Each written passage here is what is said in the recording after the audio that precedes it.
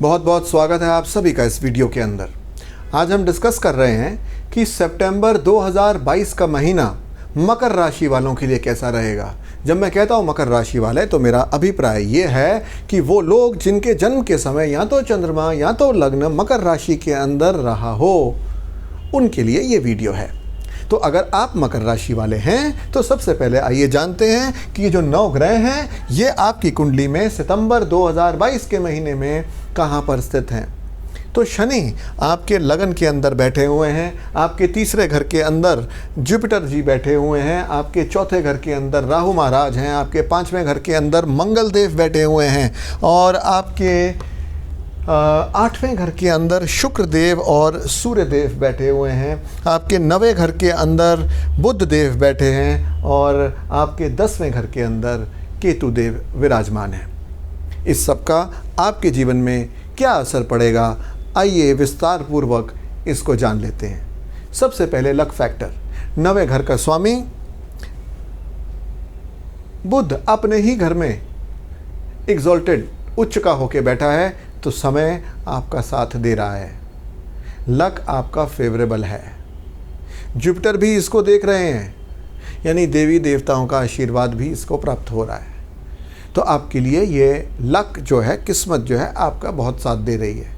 बात करते हैं आपकी हेल्थ की, तो शनि साहब आपके लग्न के ऊपर आए हुए हैं और एक तरह से आपकी 7.5 अगर लगन से काउंट करें तो वो चल रही है। लेकिन ये क्योंकि अपने घर के अंदर हैं तो बहुत ज़्यादा बीमारी नहीं देंगे, लेकिन रेट्रोग्रेड हैं, एक बार सीधे हो जाएं तो आप और कंफर्टेबल हो जाएंगे। ये 23 अक्टूबर के बाद सीधे मार्गी डायरेक्शन में शनि साहब चलना शुरू करेंगे।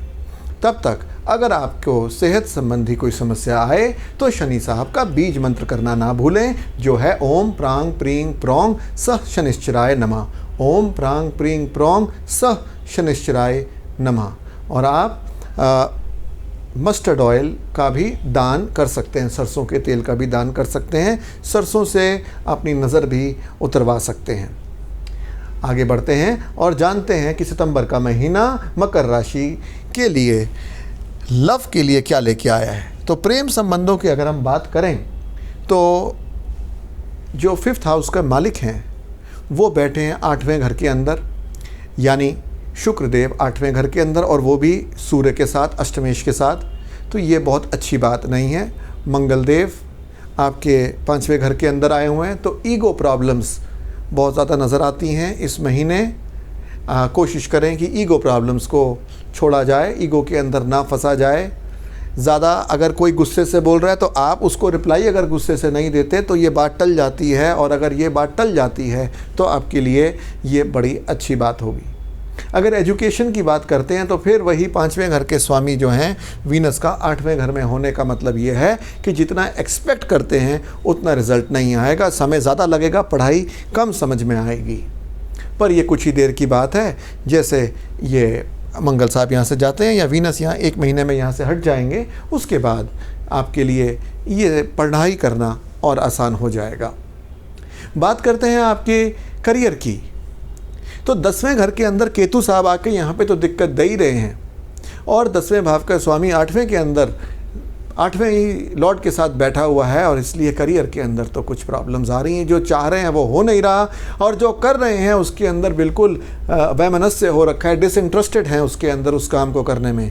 लेकिन किसी तरह से इन कामों को चलाते रहें, जब तक घर चलता रहे तभी तक शोभा देता है। बड़े ज़्यादा तैश में आके डिसीजन ना लें। जब तक दूसरी नौकरी नहीं मिल जाती तब तक ये जो नौकरी आपके पास है इसको ना छोड़ें। अगर आप बिज़नेस करते हैं तो ये दिखाता है बिज़नेस के अंदर ट्रैवलिंग का टाइम है। अच्छा टाइम है, बहुत बुरा नहीं है, लेकिन इसके अंदर ट्रैवलिंग का योग है। ट्रैवल करके आप नए बिज़नेस को लेके आ सकते हैं, उत्पन्न कर सकते हैं। फाइनली बात करते हैं आपकी मैरिज की।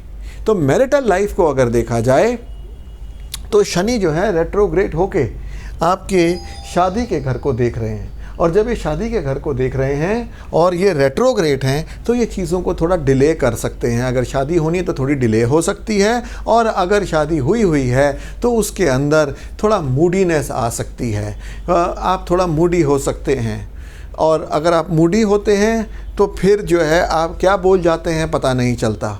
तो अपने मूड को बनाए रखें ताकि मैरिटल प्रॉब्लम्स ना आएं। और इस सब के अलावा सितंबर का महीना लाया है आपके लिए दो बहुत महत्वपूर्ण अपॉर्चुनिटीज़। पहली अपॉर्चुनिटी है श्राद्ध पक्ष की, जो 10 से लेके 25 सितंबर तक रहेगी।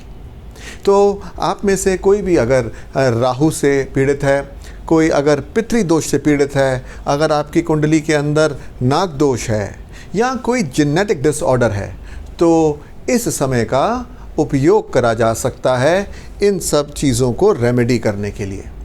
और दूसरी अपॉर्चुनिटी जो है वो है नवरात्रों की, जो कि शुरू होंगे 26 सितंबर से और लगातार चलते रहेंगे 5 अक्टूबर तक। तो अगर आप कोई नया बिज़नेस करना चाहते हैं या अपने बिज़नेस को बढ़ाना चाहते हैं या चलता चलाया बिज़नेस अगर रुक रहा है उसको ठीक करना चाहते हैं, तो ये दिन बहुत विशेष हैं। इनके अंदर कुछ विशेष क्रियाक्रम करने से आपकी ये प्रॉब्लम्स कम हो सकती हैं। इनके बारे में मैंने अलग से वीडियोस बनाए हैं जिनमें जाके आप जानकारी प्राप्त कर सकते हैं। इसके अलावा देवी और देवताओं की आप पर असीम कृपा इस महीने बनी रहेगी। सितंबर 3 को श्री महालक्ष्मी व्रत और राधा अष्टमी है, 9 सितंबर को अजल चतुर्दशी है और 21 सितंबर को एकादशी का व्रत है।